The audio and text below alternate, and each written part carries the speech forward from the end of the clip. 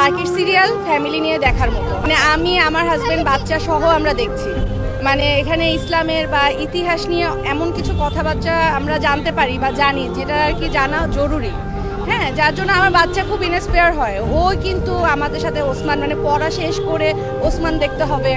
হ্যাঁ, বৃহস্পতিবার ওসমান আসবে, মানে ও এক্সাইটেড থাকে। তো এটাই আমাদের পাওয়া, মানে ভালো কিছু দেখতে পাচ্ছি, যেটা আসলে হলিউড বলিউড বা বাংলাদেশে হয় না। আমরা খেলাফত শাসন দেখিনি।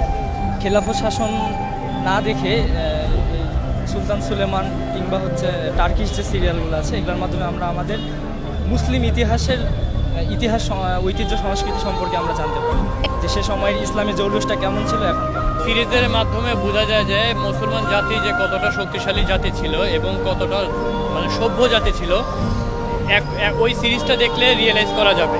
এই সিরিজে অনেক কিছু শেখার আছে মুসলমানদের জন্য। মুসলমানরা তাদের ঈমানকে শক্ত করতে পারবে, তাদের ভিতরের ধর্মটাকে আরো বেশি ফুটিয়ে তুলতে পারবে এই সিরিজের মাধ্যমে। আমি আপনার সর্বপ্রথম ওসমান দিলিস দিয়ে শুরু করছি, দিলিস আর্তুগুল।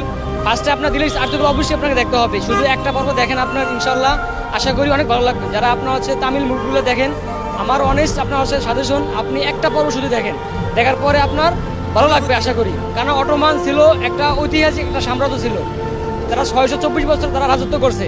তাই হ্যাঁ, খেলাফত এটা মুসলিমদের লাস্ট খেলাফত ছিল। তাই আমি অনুরোধ করবো সবাই ইসলামিক সিরিজগুলো দেখেন।